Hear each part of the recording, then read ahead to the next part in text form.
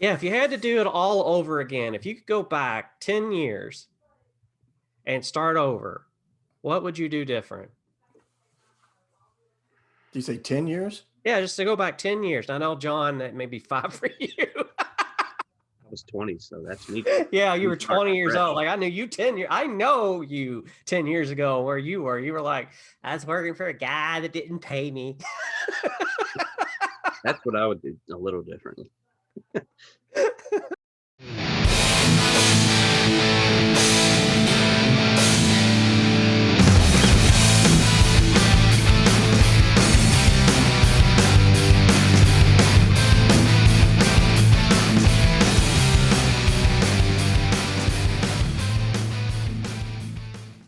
Welcome everybody to the NerdBrand Podcast. I'm Jason. That's John. That's Mitch, and we're going to talk today about brand relevance. And there's an index that was done, and it's going to be fun to talk about because they've got at least the top 10 list. We're going to go through, see how we feel about this list. Do we agree with it? Do we like these brands? Have we even heard of them? So that's what's up now. So we're discussing the top 10 relevant brands and this is of 2021. So it seems a little early to me to be making this list, but they took a survey. It's 13,000 folks they took a survey of who use these brands daily. So it's like, okay, well, 13,000, that's quite a big, amount of folks.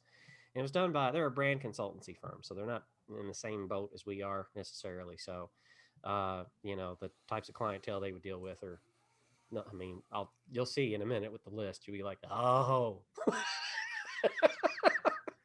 because number one is like, saw that coming.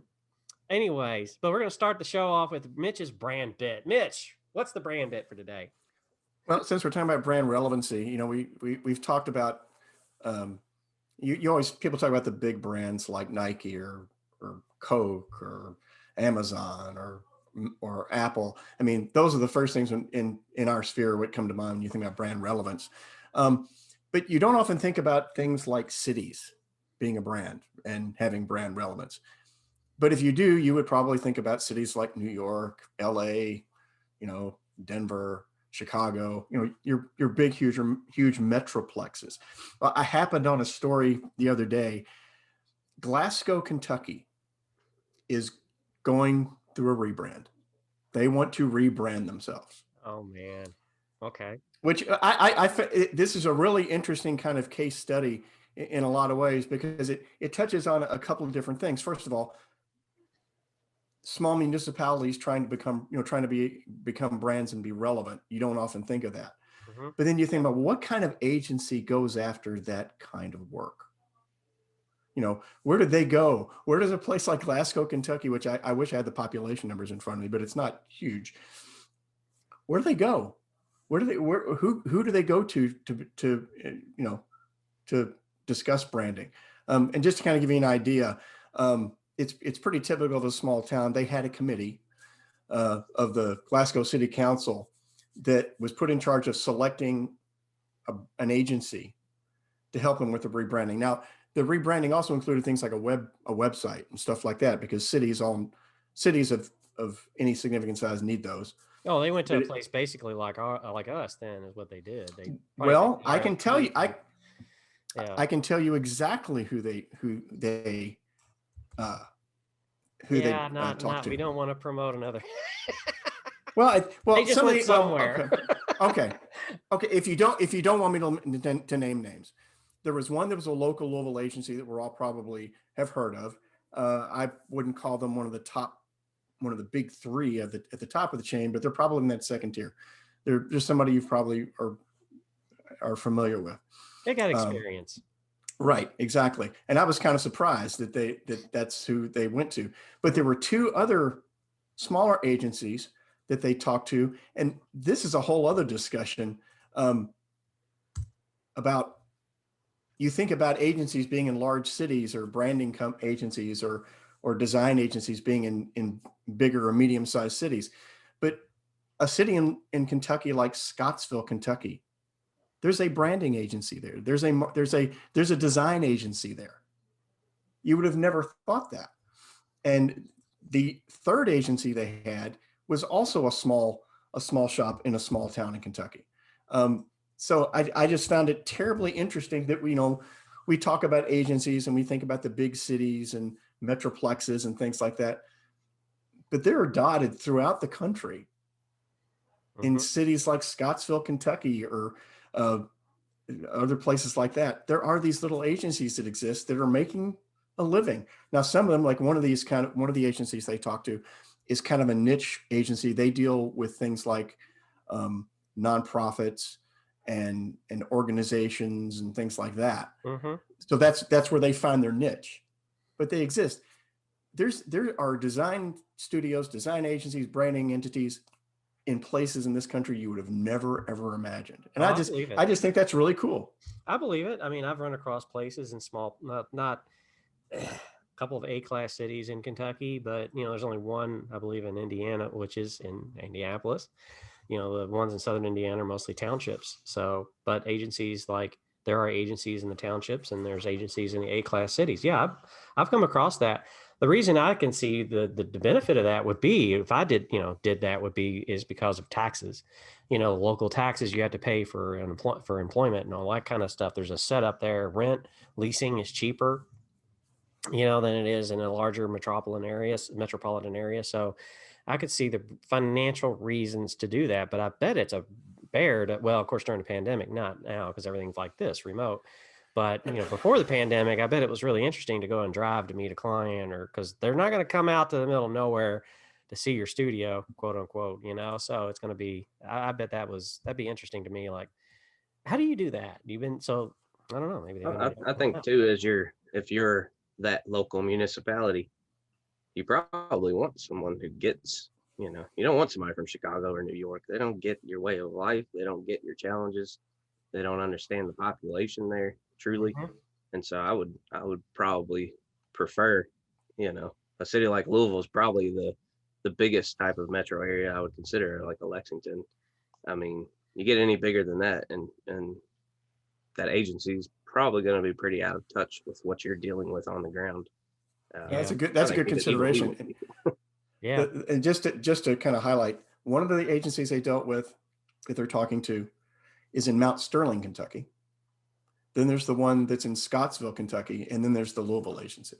I did find it kind of interesting that they didn't go to maybe instead of Lexington, because there are agencies in Lexington, they went to Louisville instead of Lexington. I just because of proximity, I guess, and the fact that Lexington, like you said, Jonathan, Lexington is a bigger city, but it's not as big as Louisville. So it makes you wonder why they didn't maybe go that route. Yeah, I don't think there's that many agencies there, really. I think there's just a few that have any prominence. But again, you don't really I wouldn't really want some giant agency working on a local, from a budget standpoint, but also just from a pure understanding the clientele and the population of that area. How are you going to get from A to Z?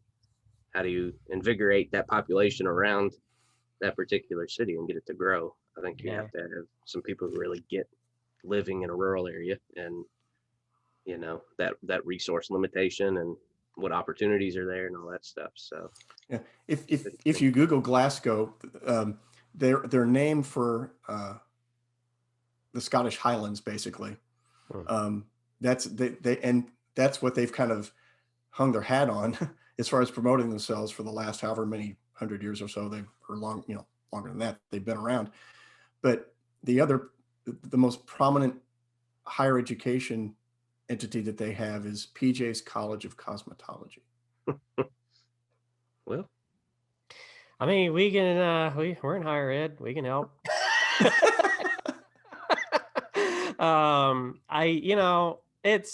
I think that having dealt with townships before and had a front row seat to some of those accounts and how they work, and Mitch, you have too. It kind of depends on what Glasgow's like, the mayor, the people there, and everything. I mean, it's that relationship based. So you have to maybe think that maybe the smaller places they didn't go with because they were small. They wanted somebody that could facilitate communication well. I mean, that's something that I know, Jonathan, you have a very strong opinion about, that if that's not done correctly, then nothing's going to go well.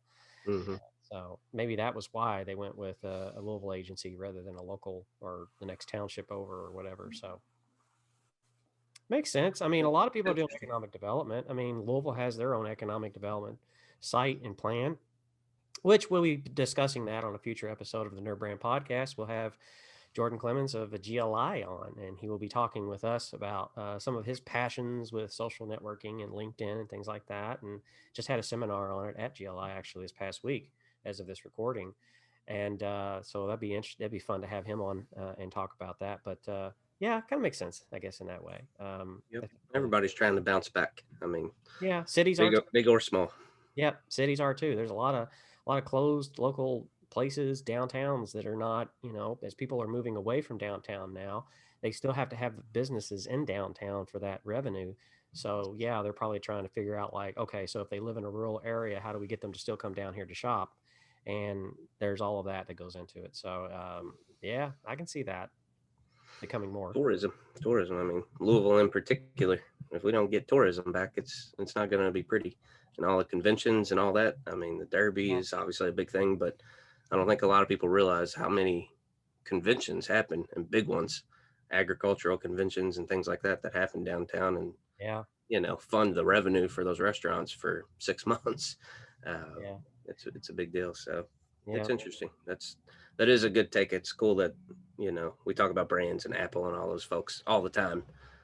It's interesting, definitely, to look at it from a different angle of cities or even states, of how they attract people. Because I know Miami's going through that right now, where they've got the the governor of Florida on.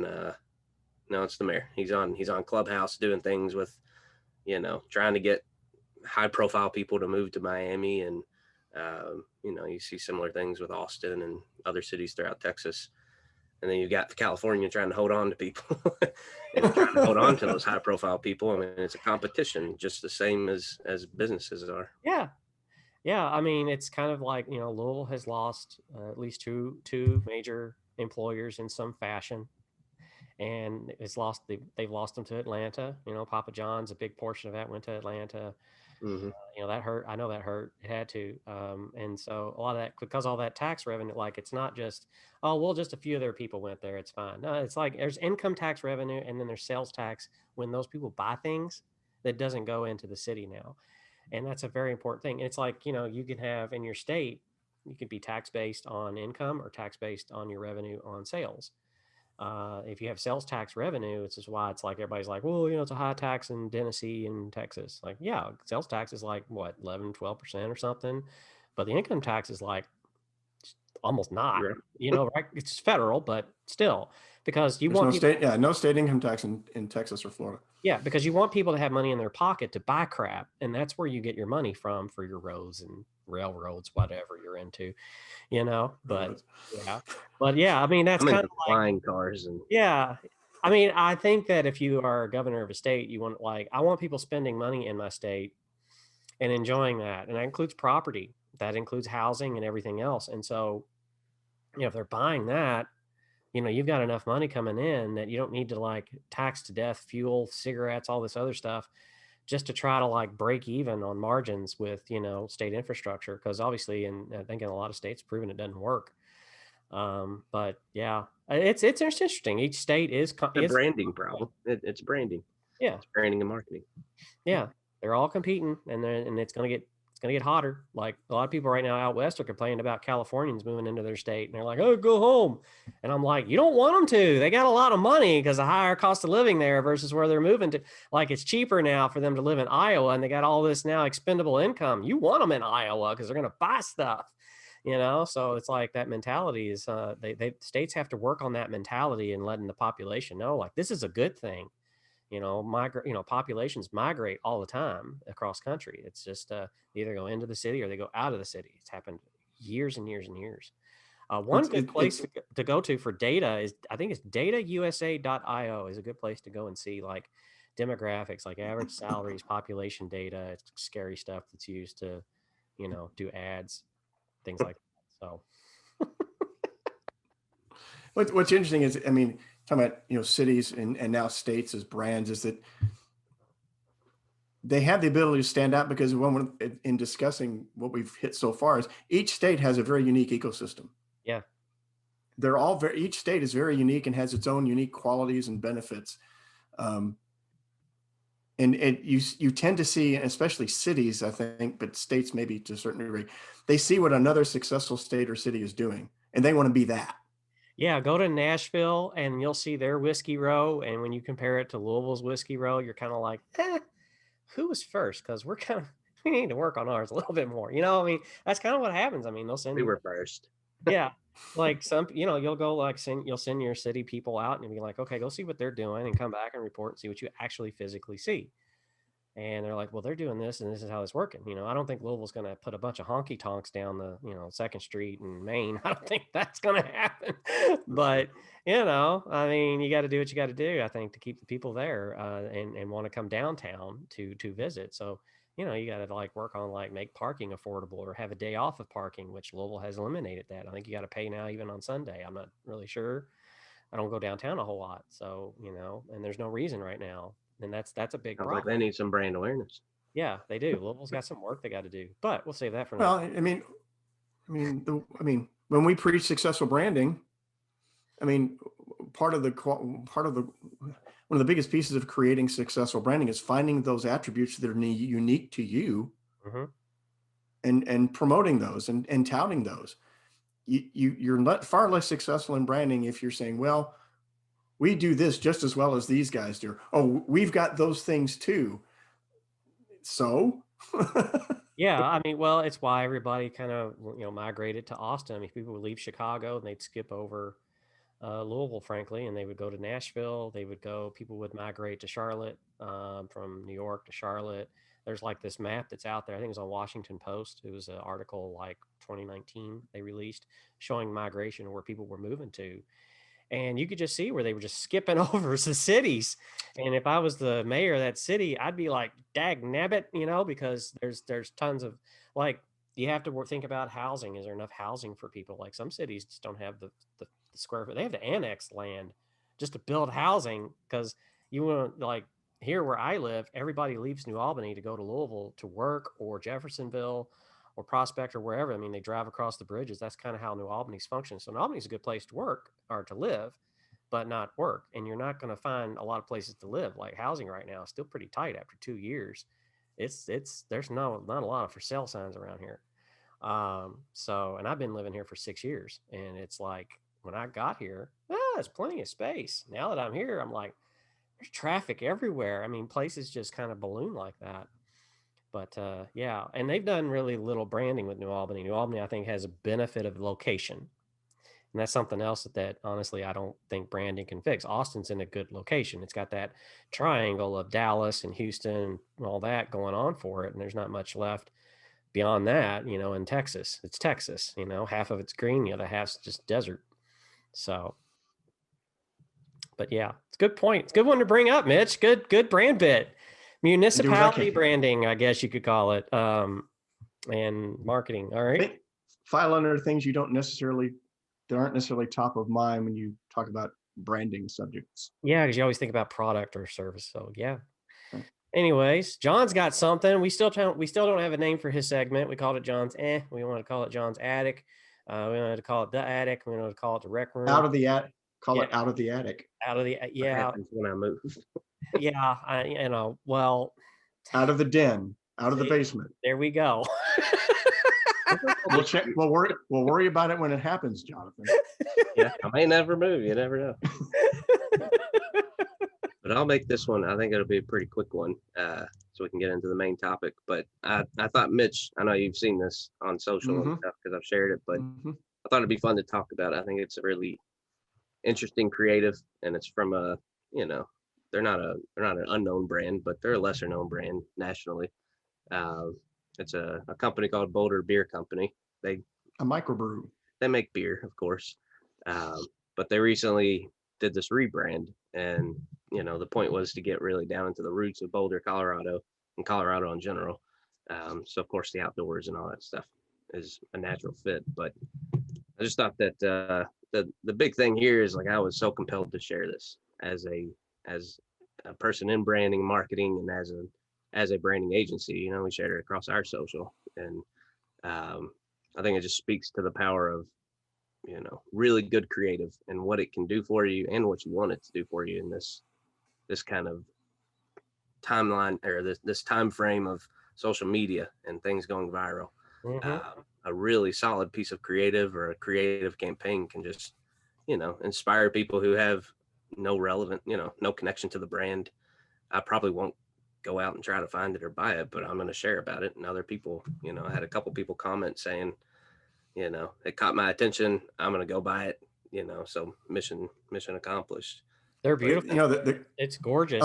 It really is.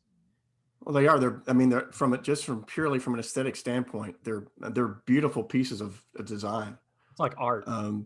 Yeah, and it really captures the flavor of that, of that area of the Boulder area. And Boulder, and just as much as it's it's Colorado known for its outdoors lifestyle, Boulder's a very artistic kind of an art enclave. So it kind of leans a little bit into that, although those designs those are really, to me, those are very high-end looking designs. They're very polished. They're very clean, very sharp, very crisp. Yeah. I think they called that out kind of in their explanation, that Boulder has progressed so much. And I think although it's super close, it's like within 45 minutes or an hour to Denver. Denver's got a certain perception that is different from Boulder, and Boulder wants to retain their uniqueness and that more natural environment, not a big metro area. Right. And from a beer company perspective, I mean, have you ever seen anything like this? That's the other thing too. I don't know. No, not me.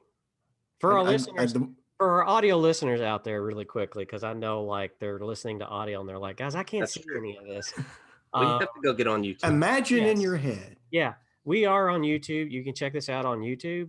We also, John just kind of showed our Facebook page. If you want to go to our Facebook page at facebook.com/NerdBrand Agency, you can see the post that he made on that, or you can go to LinkedIn at NerdBrand Agency and check it out there. Exactly. It helps to have the visual aids. To me, it does come off as a high end. To me, it looks high end. It'll be really interesting to see, when you're walking through like a liquor barn or, a place that has these huge selections of beverages, when it's sitting on the shelf, when you think of microbrews, you really think of really artsy in a different kind of way. They're usually a little bit more, they can be outlandish. They can be really kind of in your face as far as design is concerned. And that makes sense because the shelves are so crowded. This takes a little bit different tack because in some ways the design is sort of understated, but it's clean and very visually compelling. So they kind of came at it from the opposite angle that the other microbrewers tend to do, which is to kind of, hey. Well, that's what they were before. It's interesting. I didn't share the before. This is a rebrand, so I haven't shown the before, but it's much more like that. It's almost like black cans with almost like paint splatters and, very, I don't know, I guess the word's like, I've never used this word, so bear with me, bombastic. Yeah. It's very in your face and trying hard to get your attention. Whereas this is, I think the high end, again, because craft beers are generally pretty pricey. You get a pack of 4 or 6 for $15. And, I think that also from just a business standpoint, I think this brand kind of plays into putting them in that luxury state, which the price then matches. It's very smart. It's a very smart move. It really is. Because what you just described that was bombastic, I guess, sounds like an energy drink, Yeah, sounds cheap and yeah. So very smart move. Yeah, it's kind of interesting because the other side of this kind of microbrew craze that's been going on for probably a decade or more, is that because they're microbrews, they lean into that handcrafted, handmade, small batch kind of feel, and their labeling has always carried that, and their branding's always most of them carry that kind of a feel. It looks handcrafted, the label looks handcrafted, the design looks handcrafted. This doesn't go that way at all. I mean, while the imagery relies on the outdoors and nature, it's a very designed look. It's a very, I don't want to say strategic, but it looks very designed rather than pure artistry for artistry's sake. It's very cool design. Yeah, that's a good show and tell, John. Maybe that's the title of the segment. Probably not, but We'll we, find one. we need to have a survey. Is what we need to do. We need to put a survey up. Like, what do you think John's segment should be? And if you just want to leave a comment on some of those social media outlets we just talked about, you can find us everywhere at NerdBrand Agency. Leave a comment. Say, hey, I think John's segment should be called this, and be polite, or he will block you. But hey, it might be worth we'd love to hear some ideas on that. So I was going to touch a little bit on sales material, collateral, why that's important with branding and everything. But I think that probably would fit as a podcast episode in the future. As I got digging into it, because as things are opening up, you're going to have more face-to-face interactions with people. Meetings are going to come back. I don't think Zoom's ever going to go away, but we've talked before about how you present yourself physically, verbally, internally, and externally. That's all branding, and that's I think a lot of places are kind of out of sync, with their stuff. And it's been a while, but we'll probably talk about that, like what sales collateral will look like, what we do, what we can help you with. But you want to go to nerdbrandagency.com. You can go ahead and click contact and ask us about it, and we'll be more than happy to talk with you about your sales collateral and marketing materials. And that is in print and digital. By the way, they both need to sync up. So we'd love to have a conversation. We've got a couple folks right now we're working with that we're really thrilled to help, because it all ties into your branding. It's who you are, what you're saying.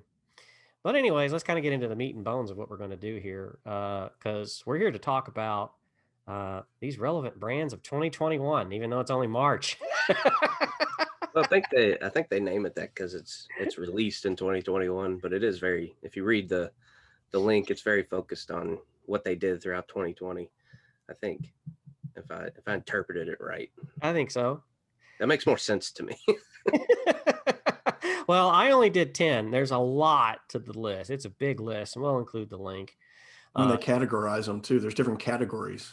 Yeah, we'll include the link. Our podcast and our video podcast, if you will, it's on YouTube in the descriptions. We'll put the link to these so that you can go watch those on YouTube. Give us a like, subscribe, click the bell so you can get updated notifications. I did my job there. Our editor will be happy with me. So let's discuss the top 10 and think about, are they important to us? Do you agree with the choice? And why or why not? Pretty simple. Same question for each one of these. So this should be interesting. I think we all kind of know who's the first one and what makes it relevant. Apple. For 6 years, and this has made the top. This is the first one, number one, 6 years in a row. It's been this. They've been number one 6 years in a row? Yes. Wow. So, Apple. Now, I have a story. This happened yesterday. I watch a lot. I sit on my couch and I kind of decompress at the end of the day like everybody else, and I'm watching television, and I fire up my Apple TV, right?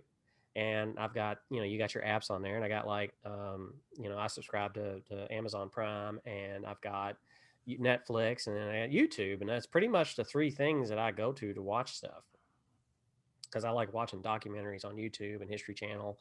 They put out full episodes of stuff. It's really good. Recommend it. Until yesterday, it was like, well, you have a 3G or a third generation device. YouTube can no longer stream to this device. And I'm like, so now I got to go buy a $180 fourth generation Apple TV device just to watch all that. Like, I knew I needed to do that. You don't have to. Yeah. Well, I don't have, I can get Hulu Plus for now. That one's going to go away for me because it's your Roku, bud. Yeah. Yep. Well, I have a Roku and it's broken because it's old, but it's like, I can't get Disney Plus. I can't get HBO Max. Yeah. Roku, man. I mean, I love you, Apple, but this is the most relevant. Roku's the most relevant brand. I don't care about their list. Well, I mean, I think you make a great point, Jonathan. I think Roku is really, they've really hit a sweet spot. I mean, you talk about unintended consequences of the pandemic. I mean, brands like Roku, have really shown their worth. Yeah, I'm upset that I got to go out now and buy a device. I mean, I don't want to spend that kind of money on something like that but I want my shows, because they were like, well, it'll work with AirPlay. And I'm like, I have an iPhone 6. It hates everything because it's so old. So I'm like, I'm stuck in this corner now where I've got to like sit and watch everything on a laptop if I want to watch my YouTubes, if I want to watch my shows, It's so far it just Want to watch your stories? yeah, I want to watch my stories, man. And now I can't. Now I have to I'm stuck to Netflix and Amazon Prime, and that's fine. At least I got those two. But I mean, how long before I don't need to talk to my device. I'm starting to sound like an old man. Get off my lawn. Yeah, But you're not a true nerd. I'm like, but it works. I don't like it either, but I can, but I don't. Yeah, I mean, I've gotten to the age where I'm like, it works. Why would I spend all that money to get something new that's not financially smart? But anyway, so now I have that in a budget in the future just so that I can not go crazy as, we're stuck inside. So anyways, Apple number 1. So that was my answer to the questions. I guess you guys have different stories about Apple. Obviously John does. Well, I mean, I don't know what made them more relevant in 2020 than any other year. I guess that's kind of my thing. I see a lot of these others on the list that we'll talk about. I see why they became super relevant in people's lives in 2020.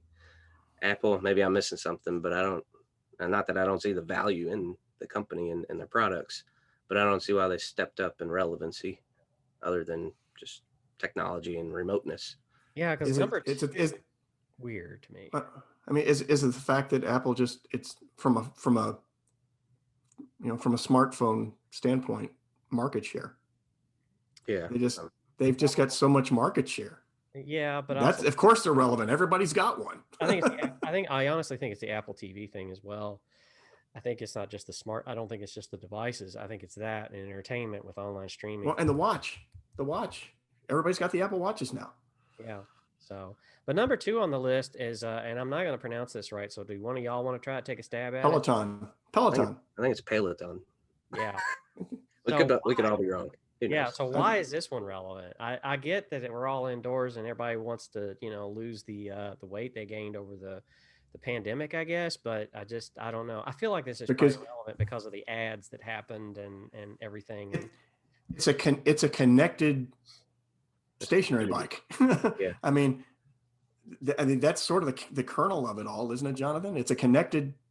Yeah, I'm not an expert on it, but I've tried to look into it and see the craze on Twitter and all that stuff. I think it's a combination. Obviously, Jason, you hit on it. All the gyms closed. I mean, I considered getting one or something because there's more products like that. Peloton just happens to have, taken the market and is going crazy. But there are other brands just like that. So I kind of looked into it and was like, you can't go to the gym safely.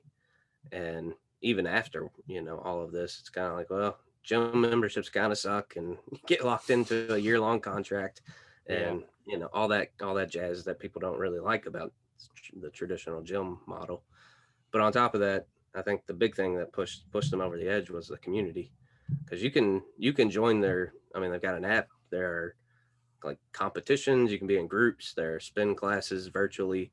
All that stuff is what they did really well. And with the screen on the bike, that's great if you want that brand and you want to be totally, in that community. But you can get the app and be in their community and just put it up on an iPad and have any kind of stationary bike, which is kind of what some people are critical of for the company. They're like, well, you can go buy a bike, buy one of those little things that makes it stationary, and for $100, not $50 a month. Yeah, I got one. But the other thing to me is, like you just pointed out, is like you're buying an iPad and you kind of put it on the handlebars and you're riding it. I mean, okay, let's see, just for effect for our YouTube viewers. Is this what you want to see when you're riding? No. Because it's pretty intimate, even though it's virtual. You're just sitting there on that bike, huffing and puffing, and sweat's dripping. I'm just not going to go any further.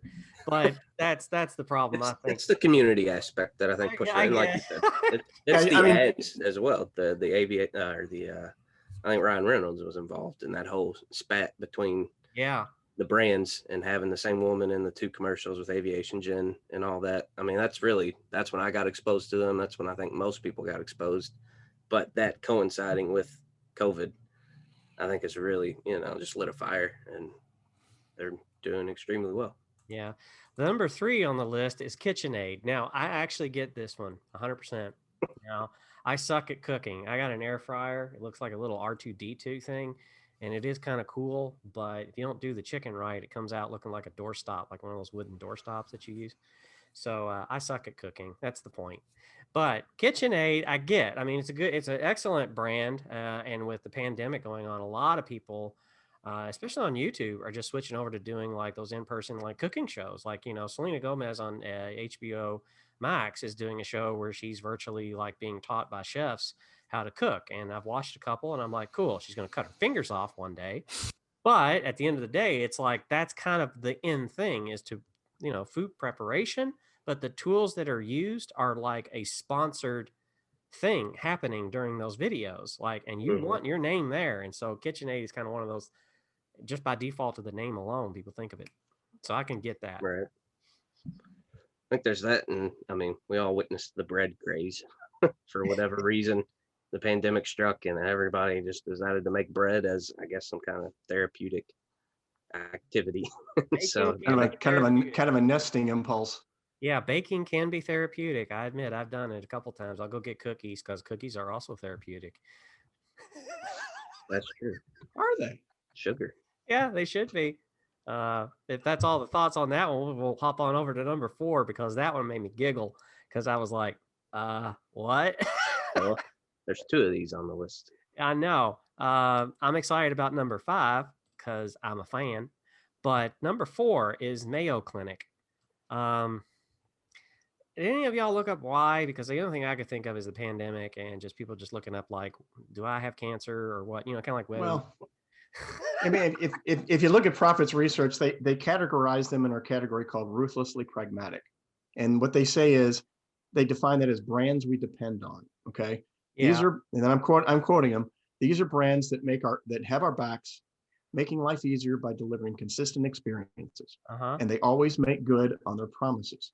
I mean, the Mayo Clinic has kind of, when somebody has a really serious health issue that they want to have addressed, Mayo Clinic has always been like, if you go there, they're like a definitive name. You go there, they're going to figure it out. Okay, they're going to figure out what's ailing you. They've had that kind of top of mind, maybe unspoken, for a long, long time. But think about it: we're in the midst of a pandemic. Health awareness is now like at its zenith. Yeah. If you will. Well, that, and we're gonna talk about the next one in a minute. And both of these they gained relevance because of the research that they do and their ability to kind of shape that public policy, which is what, in order to combat the pandemic, it really required experts, the research and the understanding of what the hell was happening, but also coordination with the federal, state governments, and world governments to make sure that we were handling it right. And it's these kinds of organizations, I think, that really without them, it probably wouldn't have been pretty. Not that it was, anyways. But no, it would have been like the Black Plague. It would have been like what was that, 13th, 12th, 13th century? Yeah, it would have been that. I mean, these institutions exist for this purpose because they'll tell you right now it's not a matter of when, it's a matter of when. Like, and now it's a matter of when's the next one. It's not like if. And so it's good that they're there because they're on the forefront to educate us, to tell us like this is what we know about it, and this is what the steps you need to take to be safe and not get sick. Now, Mayo's always had that from a diagnostician standpoint, diagnosing things. Mayo Clinic's always had that top of mind awareness. I mean, it's older than me, so I mean, that tells you it's brand. There's a brand equity aspect there too. So yeah, that doesn't hurt. Yeah. All right. So far we're all we're not all 100% in agreement. There's one that I'm kind of like, really? No. But so far, so good. Next one. I love this one. I love their story. There's a good documentary on them. It's Lego at number 5. Now, Lego, I mean, this is not Lego my ego. This is like these bricks. Like there's people that are using this interlocking system now to build houses. They're using it like it's the simplest. It's like what do they say? Simply profound, but profoundly simple type of a thing. Mhm. And I don't know if you guys been to a toy store lately to try to price out like how much one of these things costs, but I can't afford them. Well, they run the gamut. I mean, they you can get smaller, cheaper sets. But Yeah, they can yeah. you can spend as much as you want on a Lego set. That's pretty much how it works. But it's got such a enormous culture behind it. I mean, it's unbelievable. The They builds. got a movie. Yeah, I mean, they got it Several. and it's just one of those phenomenons that nearly went away. Honestly, it nearly went away.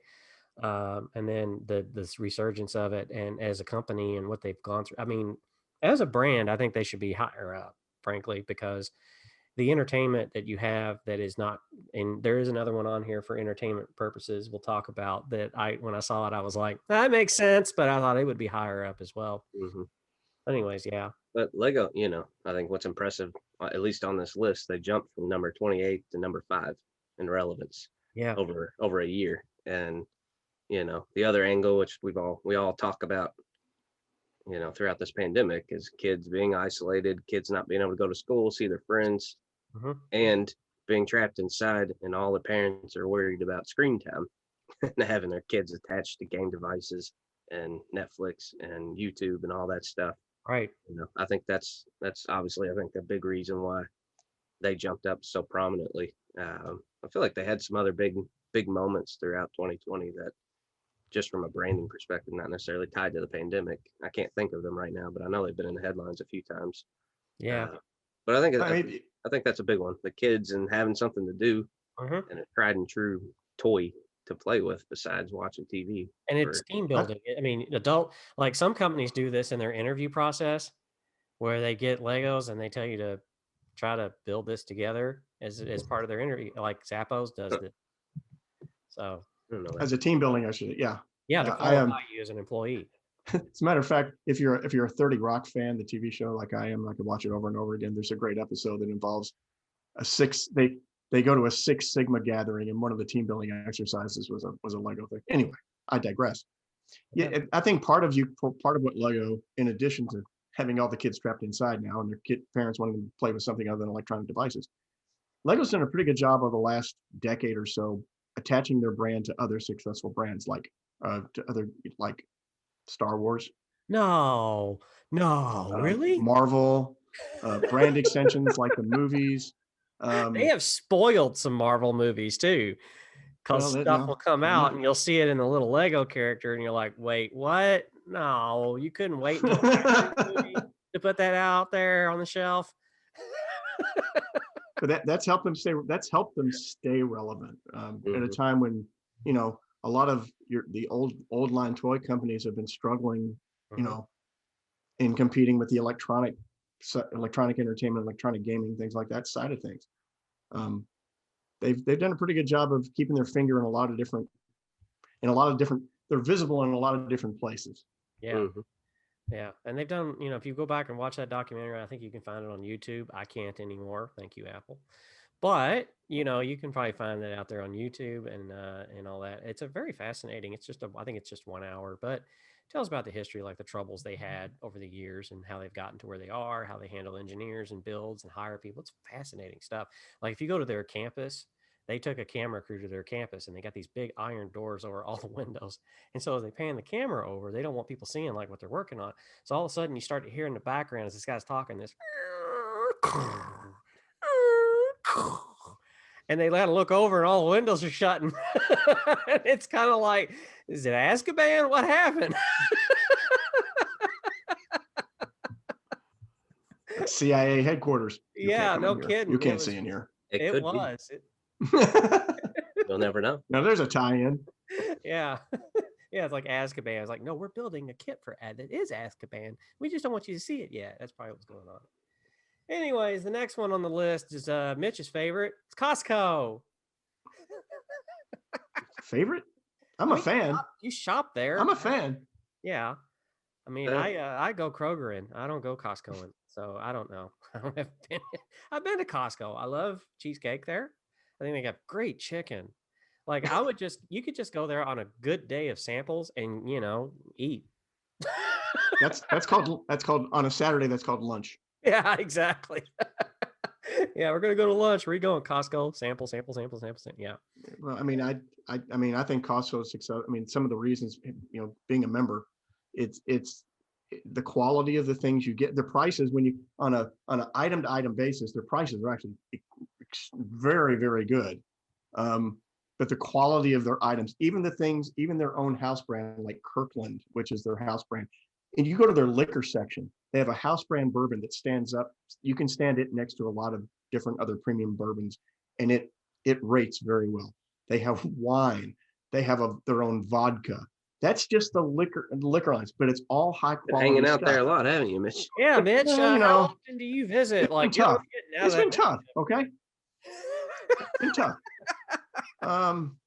Yeah, but no, seriously, it's a quality and it's a consistent brand experience every time you're there, and no matter what it is you're buying there. Tires, you can get great prices on tires, and you go in, make an appointment, your tires on, you're out in less than an hour. Go ahead or what? I know, really. I'm like, I think it's funny though. Like, I start the conversation with cheesecake and chicken, and Mitch rolls into liquor and tires.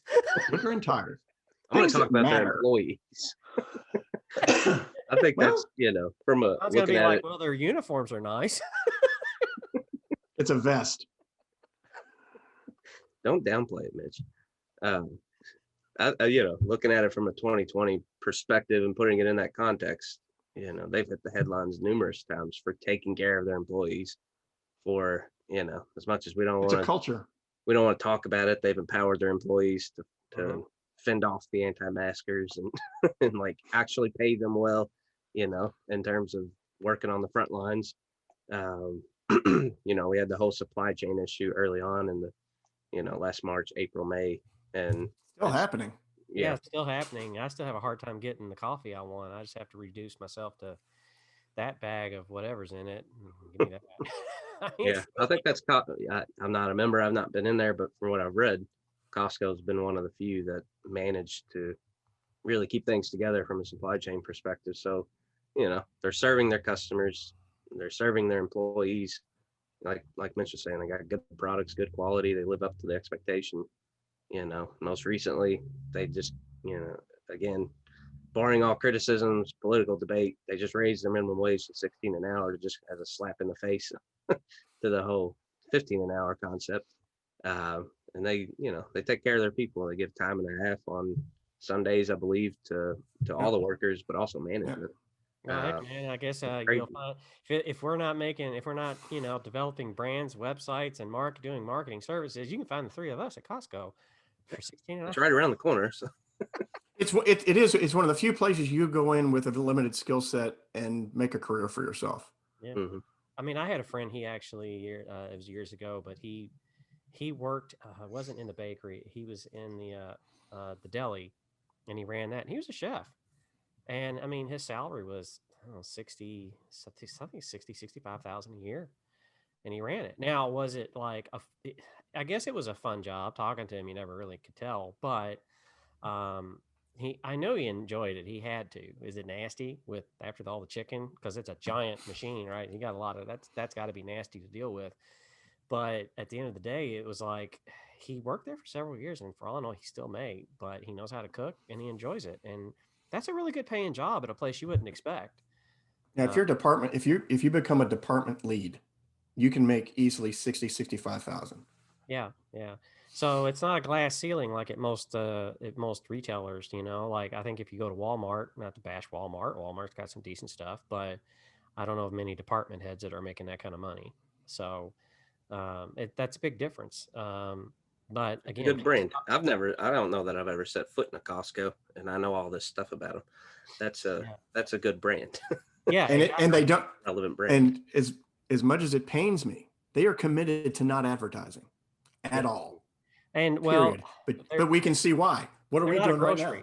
They're not a grocery though. That's the thing. Like people compare Costco to like Walmart and Kroger. They're not. They're more like Netflix than they are that. because whatever goes on, You're a member. yeah, you remember that they're on subscriptions. Like whatever goes on the floor of Costco, they got to move it fast. It's not going to sit there for a while until the Nope. expiration date. It's got to go. So it's a very different business model, which is why it's, where it's at and has that. But that I thought it was interesting that they landed at number 6. But number 7, Honda. Okay. I like mine.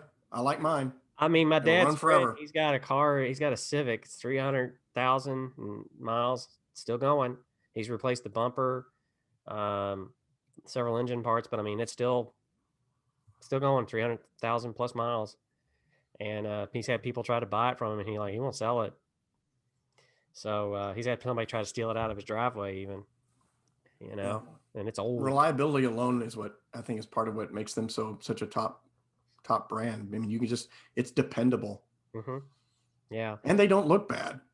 No, they have gotten better. I mean, I've looked at them and I'm like, that's a pretty cool, it's pretty cool design. But I think now in the car industry, like there's so much bleed over now. There's not a lot of, and there hasn't been for decades, in my opinion, of originality, I think. There's very little visual differentiation anymore in automobile. Yeah. What can you do with a car that's got, with 4 wheels and 4 doors or 2 doors? I mean, it's gotten kind of, I used to have years ago Corvette, and I like the 4th and 5th generation Corvettes.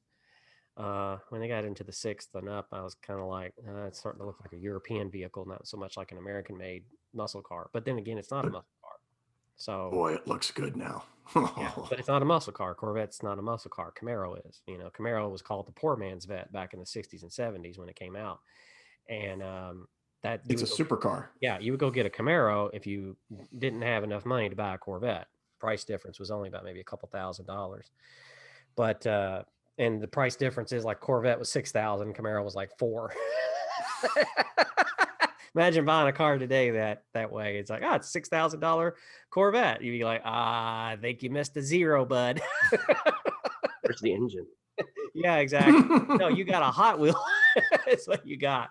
Anyways, I think and I don't know how many other auto dealers, retailers, did this, but Honda deferred payments and gave people a lot of relief on their financial situations during the pandemic. And I think that's what drove them up kind of in this list in terms of 2020. That would be, that would qualify as being quote unquote relevant. Yeah. Yeah. I mean, if your quality is already there, but then you go that extra mile with your customers to help out, that's a difference maker. Yeah. All right. Well, next on the list, John, you want to introduce it? Johns Hopkins. Is that? Yeah. That what Johns Hopkins? I'm just trying to. I don't have the list in front of me. Oh, it's number 8. Number 8. John Hopkins. John Hopkins. Johns. That is a pawn shop. John Hopkins. What's Little John? I said John Hawkins, and I'm like, it sounds like no, that's not right. Sorry. Just tune us out if you're listening. Yeah. Well, they're not a sponsor today on the podcast. That's okay. I'd say Johns Hopkins is like one of the few websites on the internet I still trust. Yeah. Them or Mayo. We've had, not just from a medical perspective, but just so much agenda pushing and making stuff up and all that stuff. I mean, I've used Johns Hopkins throughout the whole pandemic just to kind of get a sense of what's going on. We look at it from a business perspective, trying to look for stability and stuff. To me, that's obviously become a relevant brand because of their data work and their research, again, just like the Mayo Clinic and, helping world governments handle this crisis. I don't think you can get more relevant in 2020. Yeah. Next up on the list is one of Mitch's favorites, I believe. PlayStation. Whatever that is. I like mine. Yeah. I'm a Nintendo guy. I like them too. They're on the list, just way a little bit further down. Yeah, they are. Nintendo did make the list, but they didn't make the top 10. Sorry. Oh, whatever that, when Mario dies. So yeah, PlayStation. They've done a good job they've got a really good ecosystem of free games. And I mean, when you're stuck inside for a year, what else are you going to do? If you got all these free games and new developments and all that stuff to kind of, keep you busy, keep you occupied and entertained. Right. And I don't go too deep in it. I don't know what Microsoft and Xbox and Nintendo have going on. I'm sure they've got ecosystems of their own, but I know when I power up my PlayStation, there's always something new there. There's always a new game. And I think they've empowered too, like that developer community, the Minecraft, the Fortnite community. I think they've empowered that type of game developer to really take the stage, and obviously takes over the gaming world. And they're in a sector though that's always constantly evolving, constantly moving forward, sometimes in leaps and bounds. And so yeah, so I'm actually just shocked they're so far down the list. That's all. But given the pandemic and what we discussed earlier about some of the others, it kind of makes sense.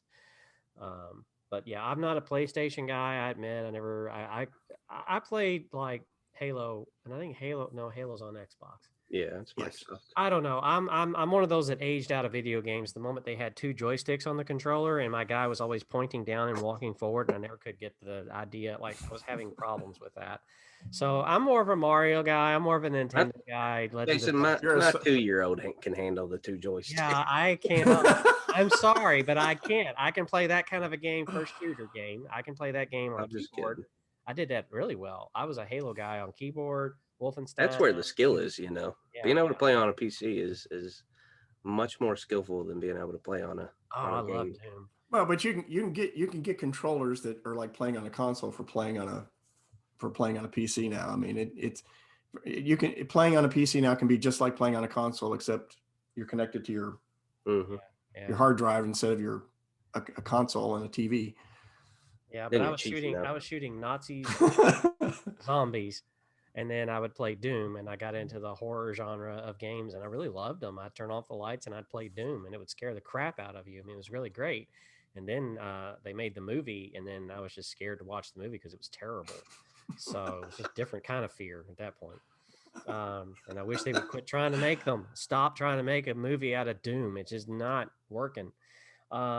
Anyway, finally on the list is this is really lands at number 10, Amazon.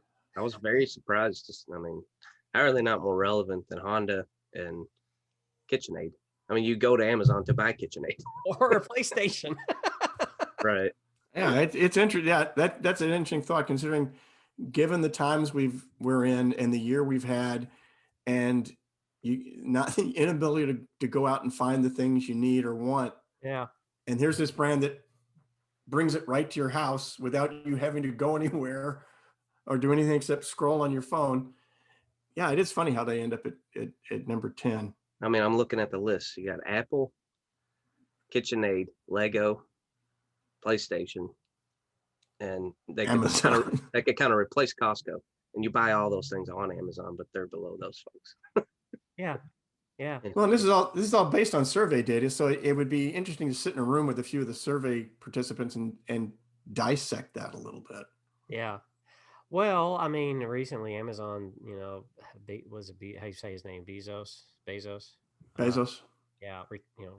Left. He's not. Well, Bozo. I don't know. Whatever you want to call him. So people don't like him, which is probably why he's not the CEO anymore. Because Amazon was like, "You're bad PR. Can you go?" And that's probably what happened, but he's not there anymore. And so Amazon, there's things that are changing in their world pretty drastically that, they probably can put their finger in the wind and figure out like, okay.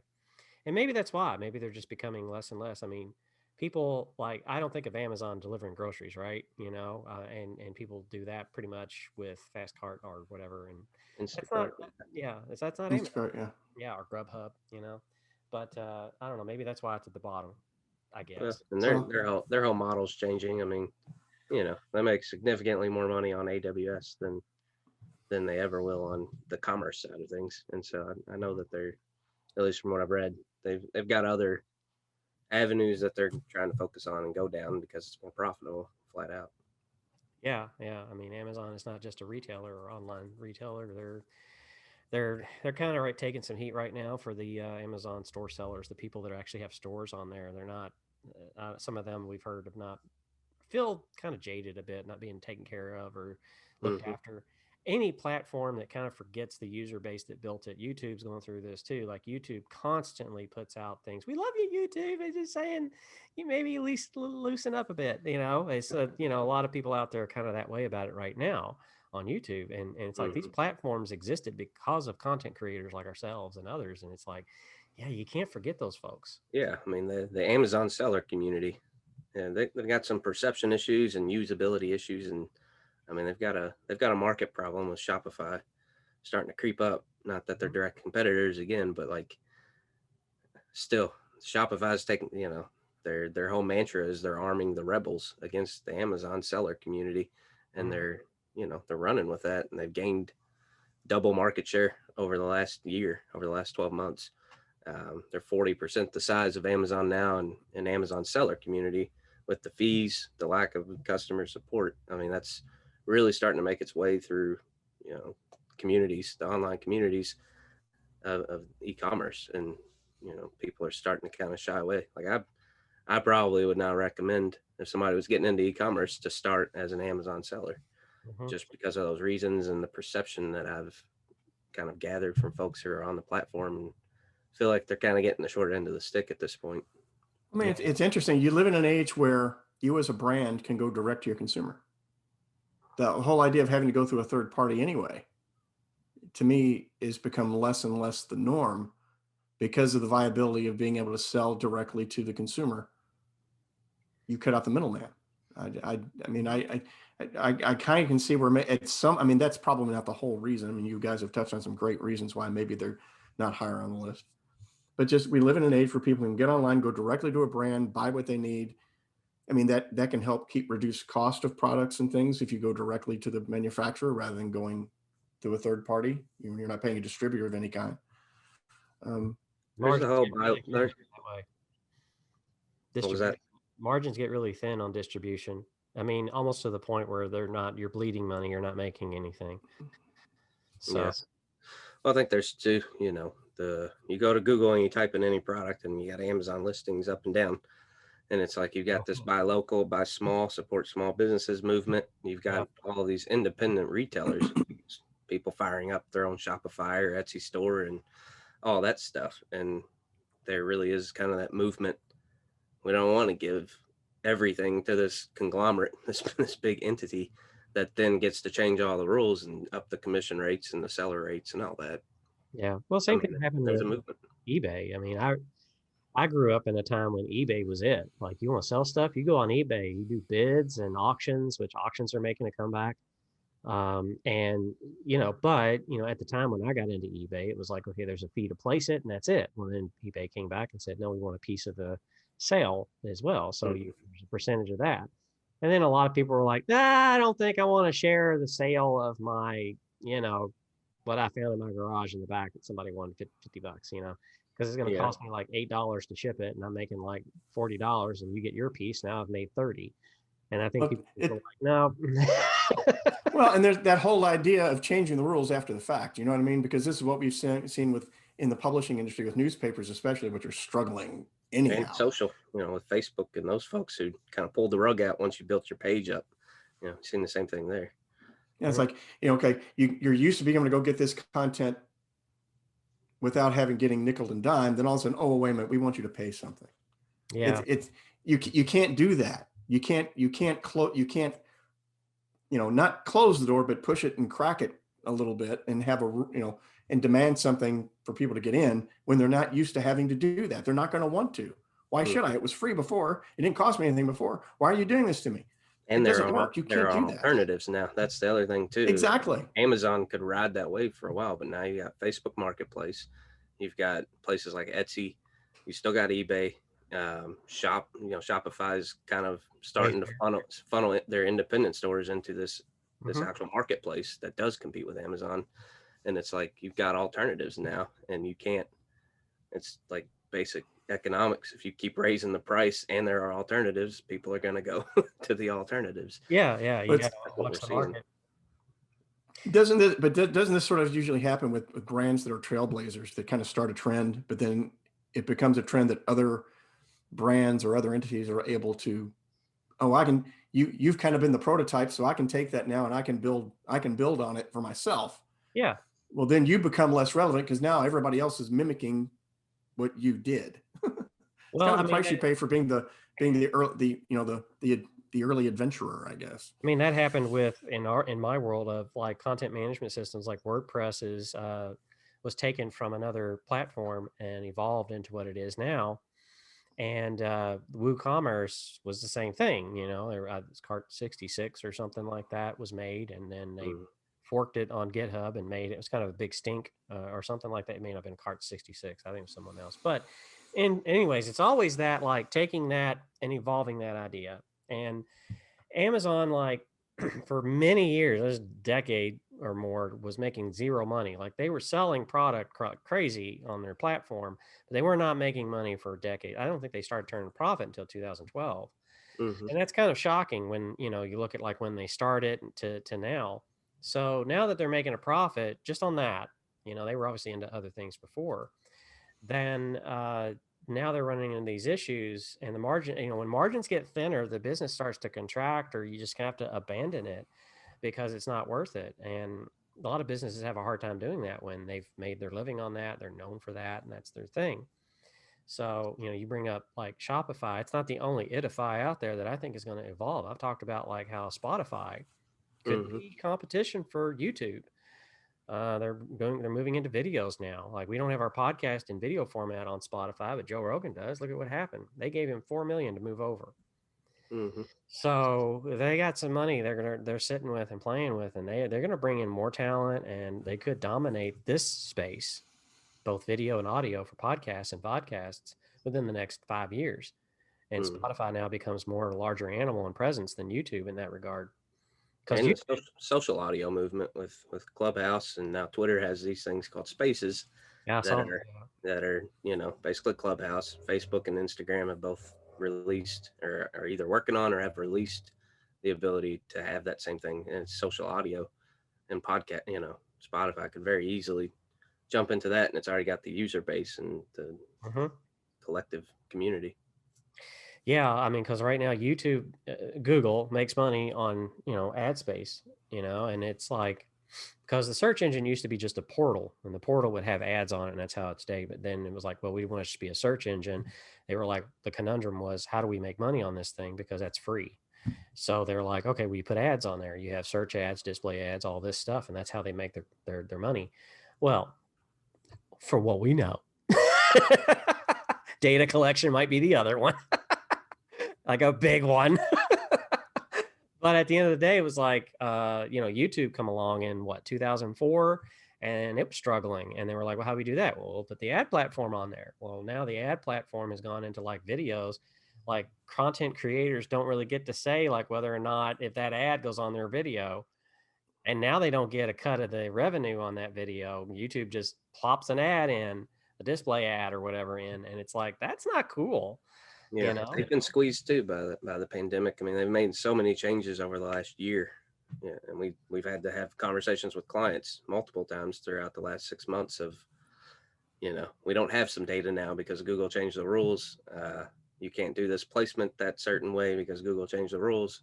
Facebook and Apple have had their spat. Now we don't have some of these targeting methods. I mean, there's so many changes happening, and it's all, it's very difficult to keep up with. Even as somebody who does it all day, it's still impossible to keep up with all the changes and really guide people where they need to go. I mean, yeah, really transparent. Because I mean, people have heard for years, like with SEO, like, oh, Google did this, and now you got to change this, and you're paying money for something you can't see, and you're not really sure. And we've talked about that before. We have people come to us and say, like, oh, can you do SEO? Yeah, we do SEO. Called content creation. You got to start somewhere, and if you don't have that as your base, you can't do SEO. I mean, it's just sorry, because you want people to look at stuff, read stuff, and share stuff, talk about it. It's not a magic button you pay somebody to push. Okay, right. Now you've got SEO, and I think that's gotten locked into people's head. But it's kind of like having a yard sale without having anything to put out on the tables. So you just got a yard full of tables.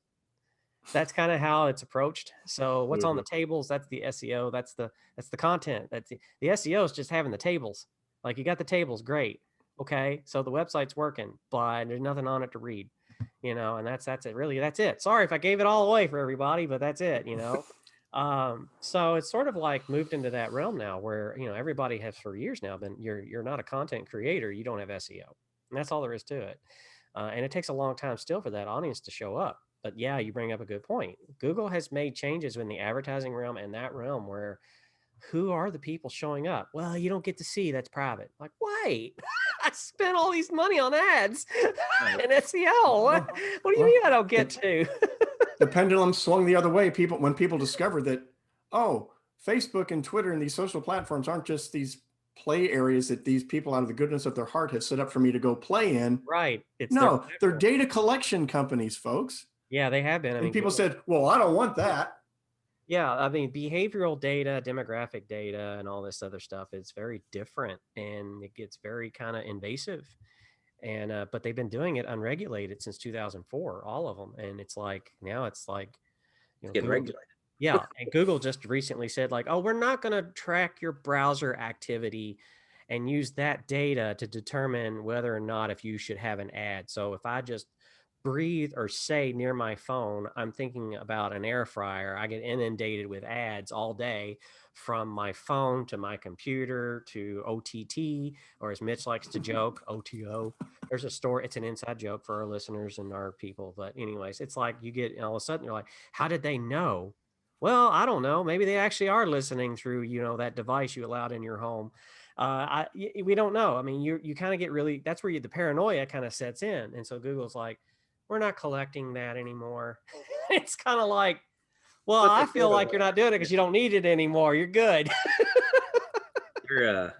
But they're still doing it. They're just doing it a little differently, and they're going to put you in these aggregate buckets where you're still getting advertised to, and you're still getting your data collected. It's just more anonymous in a sense, which is probably good. Not good for us, but not good for us as professionals, probably good for us as people. But it's they claim that it's still going to work. I just read something a short while ago that the new way, getting rid of cookies and tracking people that way, they're getting rid of that. But the new way is supposed to still account for 95% of conversions. We'll see if that pans out. I find that hard to believe, but yeah. We've got plenty to talk about on more upcoming episodes on this podcast with this, because I mean, this is something we've been watching for the last 6 months with the pandemic and everything, and the world of advertising is changing, and the tools and what's happening with the data is the core of all of it in order to be able to do it effectively and correctly. So it's getting more interesting as we get through the pandemic and get out of that fog of war, if you will. I think a lot of us are going to look back on this and we're going to see massive sweeping changes and reform happen in many areas. And I think this is going to be just one of them. So it's going to be interesting. So stay tuned for future episodes, because we are definitely going to talk about stuff like that, because it's fascinating to us. We like to talk about ads, because what do we always say? Everything's an ad. Exactly. Everything's an ad. Yeah. So anyways, I guess that's going to wrap up our list. We're not going to die. If you want to go check out the rest of the list, we'll put a link in the show description for you to go check it out. It's quite exhaustive. But we just wanted to cover the top 10 and see what people maybe thought about that. So anyways, you can find us at nerdbrandagency.com/podcast for the latest episode.